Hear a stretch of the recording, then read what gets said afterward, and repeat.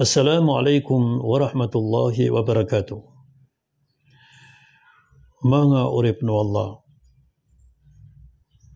Yang gay pumagusayan tano sa makampat na may pantagad na kusambayang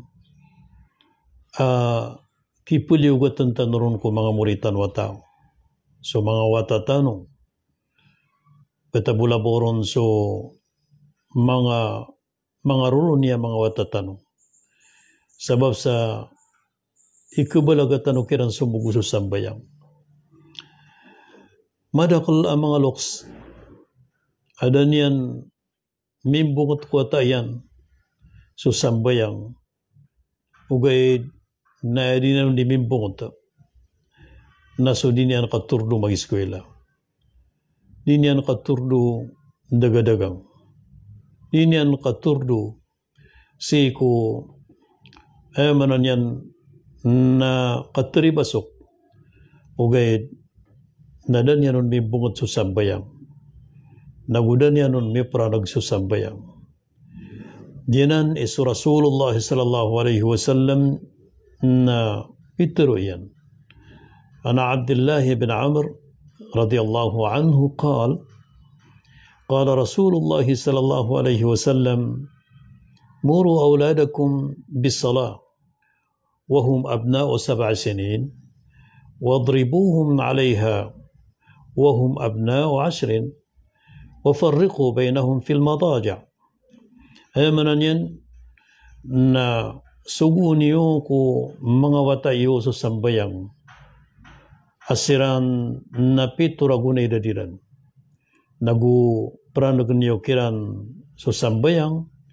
asiran nasa puluragunay dadiran nagu pakambla-blagan niyo so mga iganiran andad ni kaganapa sa puluragunay dadiran na pakapsisibayaan so mga wata mga mama na gusto mga wata mga bubay diyan ang mga rip no Allah diyang kuto Peturagon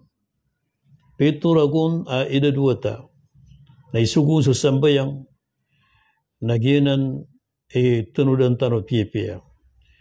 Andadan kaganap Peturagon o mga watatano mga babay, mga watatano mga mama. Na isugo tano kiran sa sambayang na playaman tano siranunden, na trainingan tano siranunden na taman sa tluragon. Pituragon, waluragon, siawragon, na andad ni kakaganapian na sa puluragon, na mipranugutan ron sa sambayang maana, oras sa pelepas sambayang, na ipupranugutan o kirang sambayang, sa kunabasi ko mga papatayan ko mga lawasiran.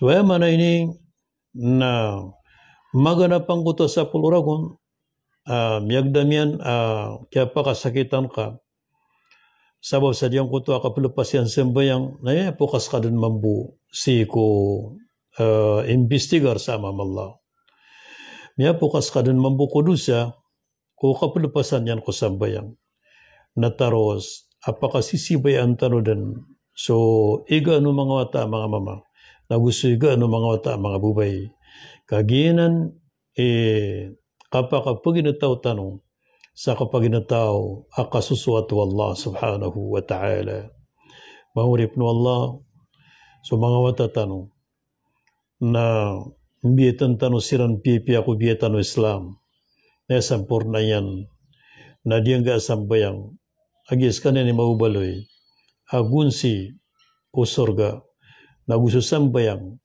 na maubaloy paglutan ang bidaan o Muslim gusto mga surang at tanong sa agama.